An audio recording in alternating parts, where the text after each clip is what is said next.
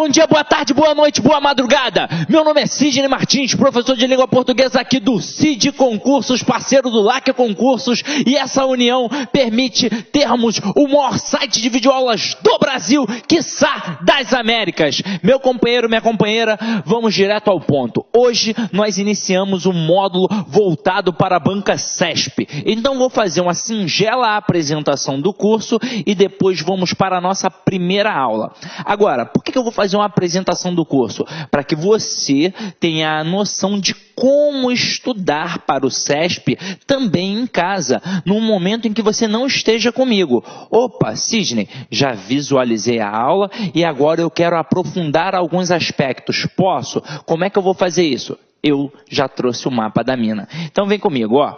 Primeira coisa, observações importantes sobre o CESP.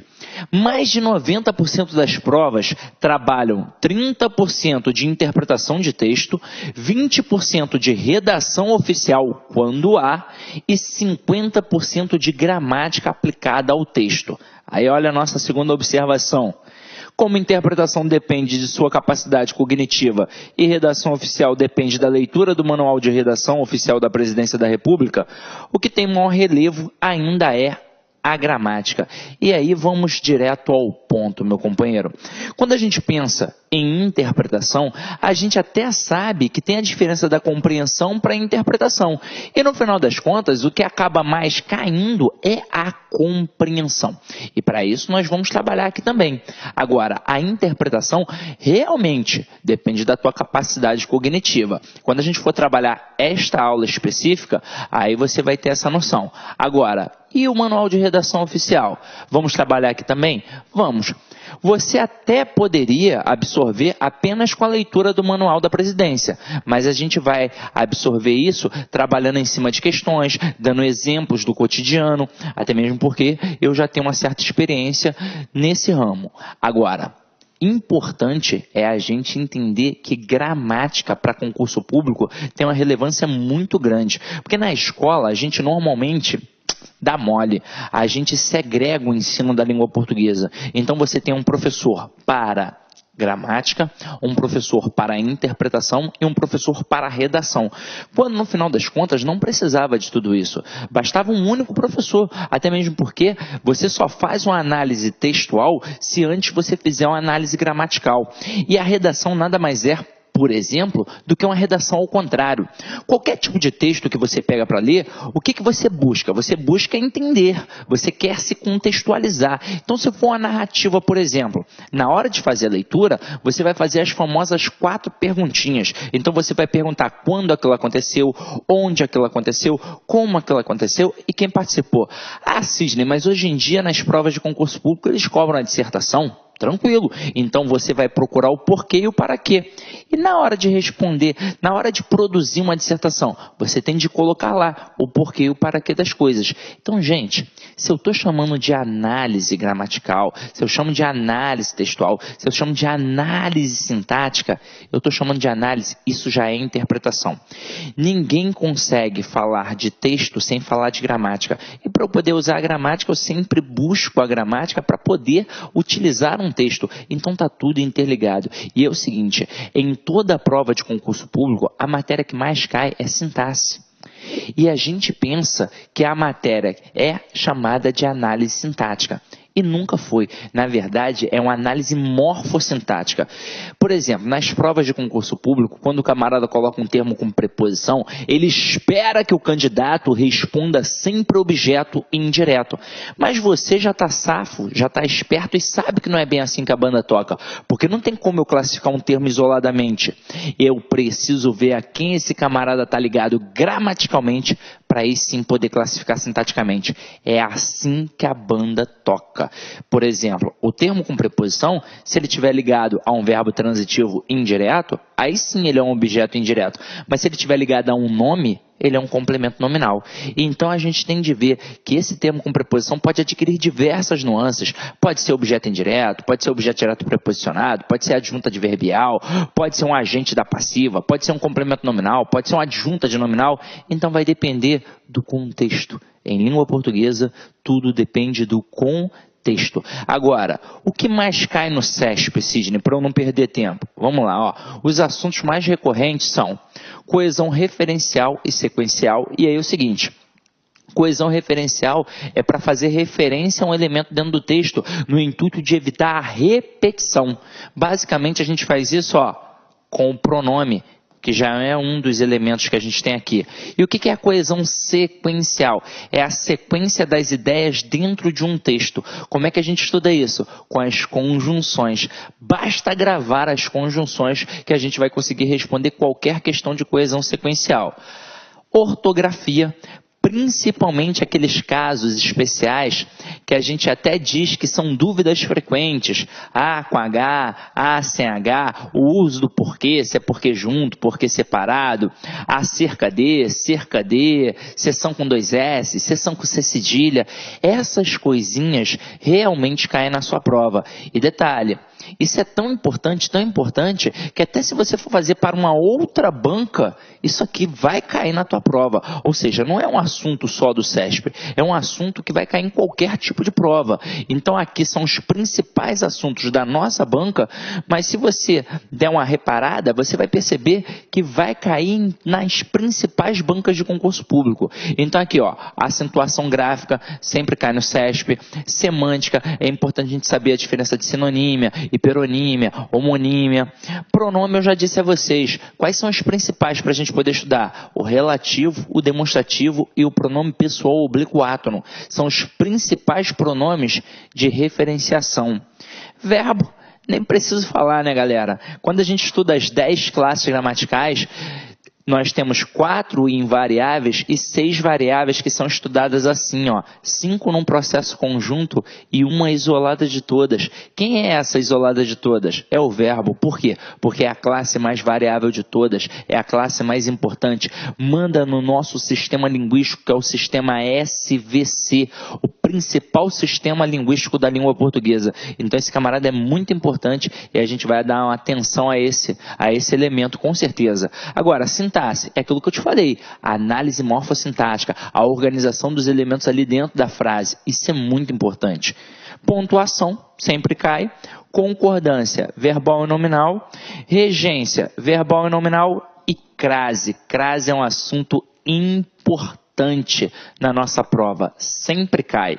E reescritura e correção gramatical. Agora, nesse aspecto aqui, quando a gente faz uma questão de reescritura e correção gramatical, o camarada, na verdade, ele pode abordar tudo. Numa questão de reescritura, ele pode cobrar regência, crase, pontuação, concordância, colocação pronominal. Então é muita coisa.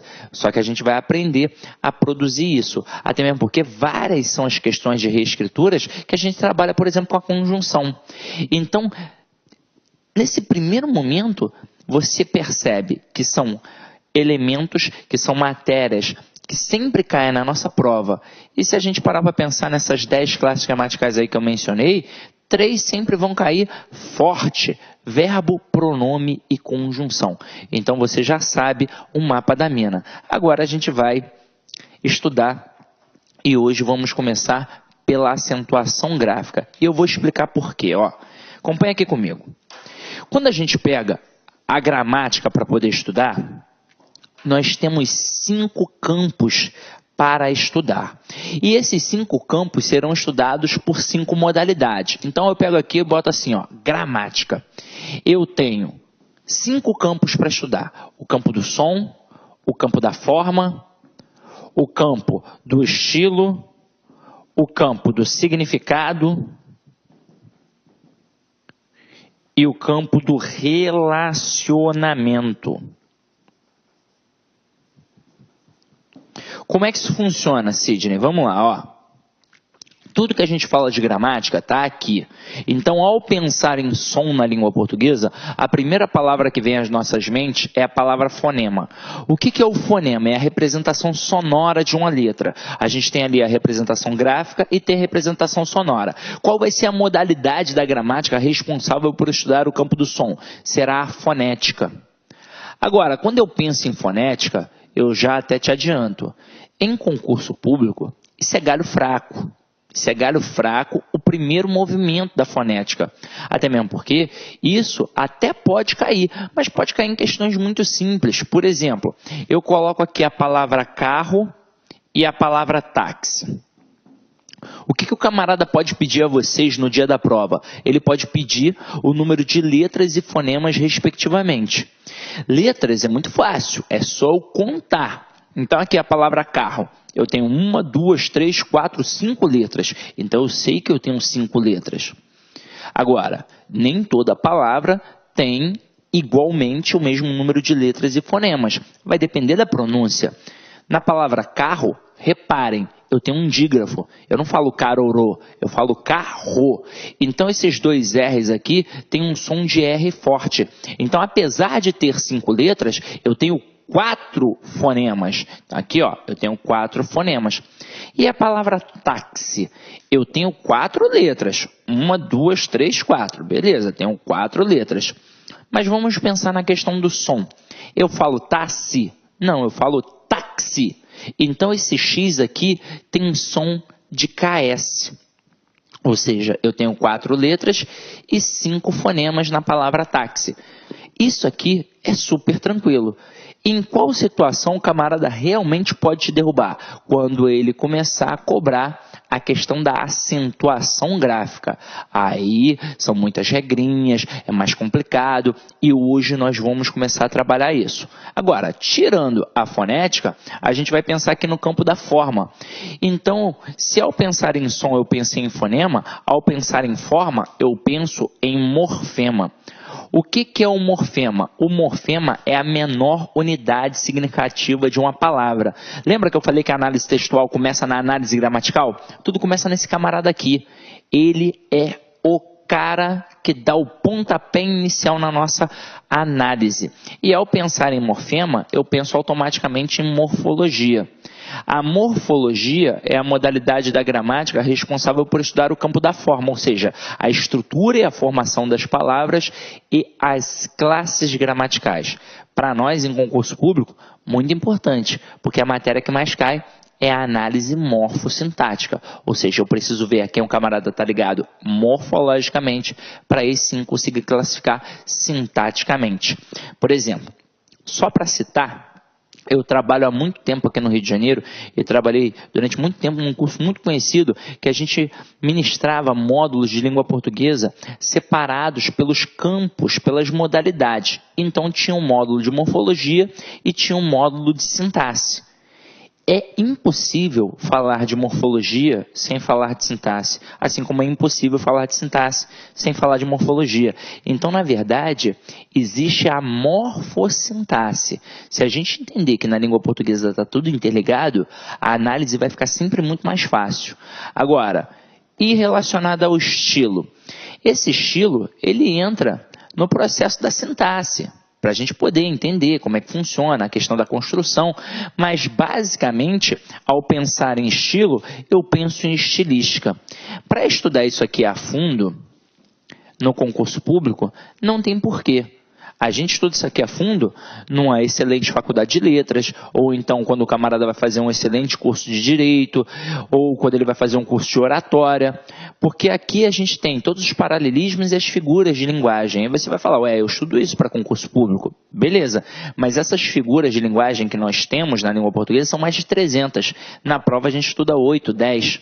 Então, meu companheiro, tudo que tem de conhecimento atrelado à estilística, a gente normalmente joga para cá, para o campo do significado. E o que é o campo do significado? Ao falar em significado, eu penso em ideia, eu penso em sentido. Então, eu penso na palavra sema e isso me remete à semântica. O que é a semântica? É a modalidade que estuda o campo do significado, das ideias. Quando eu falei em sema e mencionei ideia, só para citar como exemplo, a gente tem a palavra semáforo. O que é semáforo? Sema é ideia, foro é levar. Ou seja, levar uma ideia. Ideia de quê? Simples. Se está verde, eu sigo. Se está amarelo, eu tenho atenção. Se está vermelho, eu paro.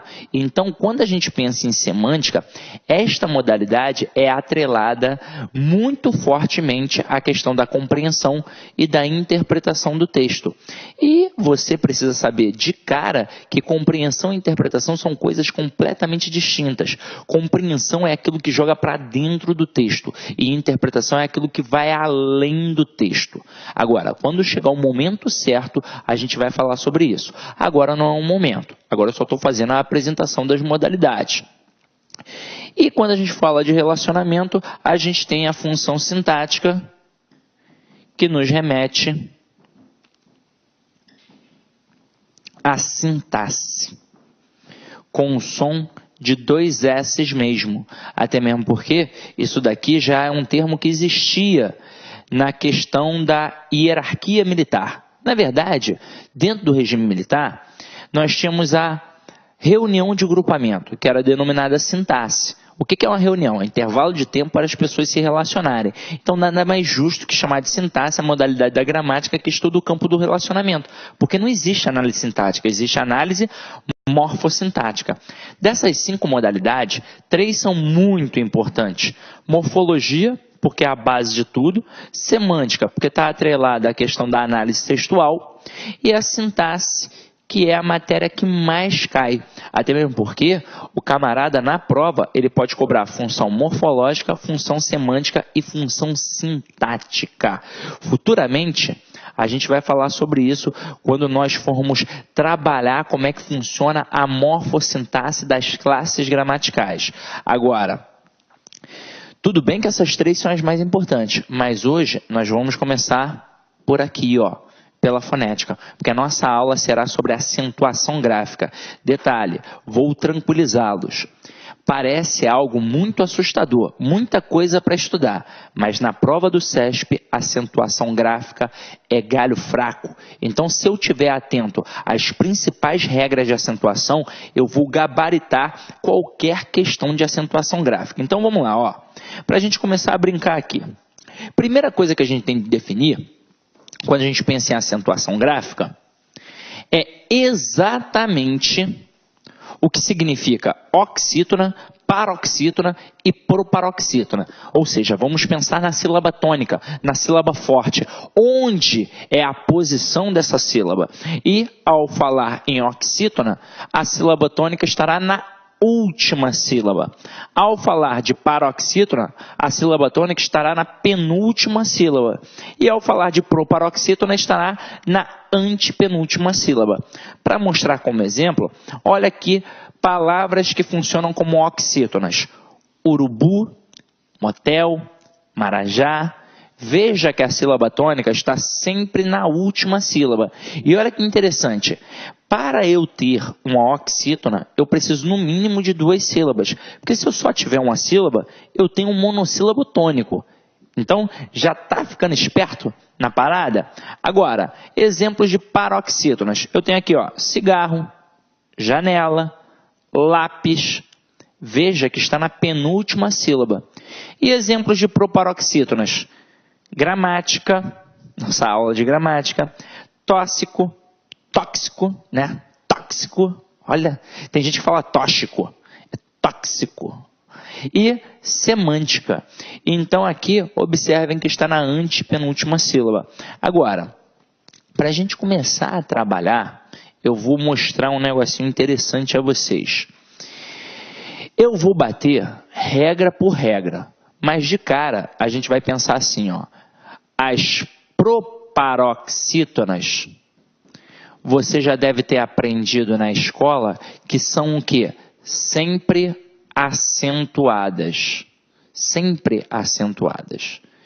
Então, qual é a regra da proparoxítona? Ser sempre acentuada. Pronto. Então, quando você percebe que uma palavra na antepenúltima sílaba tem ali a sílaba tônica, já sabe que ali tem acento. Ou acento agudo ou acento circunflexo. Vai depender da pronúncia, se é aberta ou fechada. Agora, e ao pensar nas oxítonas e nas paroxítonas, o que vai acontecer, Sidney? Então, veja comigo. A proparoxítona, ela é diferente, porque ela é sempre acentuada. Mas quando a gente pensa nas oxítonas... Olá, meus amigos, minhas amigas, sou o professor Luiz Antônio de Carvalho e estou aqui para fazer um grande convite para você que acabou de assistir esse pequeno trecho da nossa aula demonstrativa desse nosso professor maravilhoso.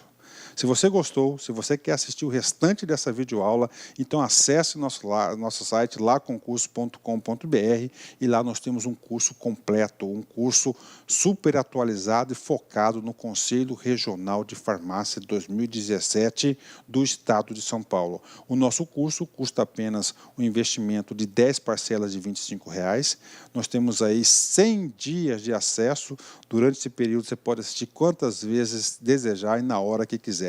Bacana? O convite está feito, pode se matricular que você não vai se arrepender. Ah, já ia esquecendo, você quer o material de apoio dessa videoaula? Então é muito fácil, muito simples, clique aqui embaixo que nós temos um link para você fazer o download desse material gratuitamente. Tá certo, meus amigos? Então espero vocês aqui no LAC. Fui, obrigado, fui, tchau.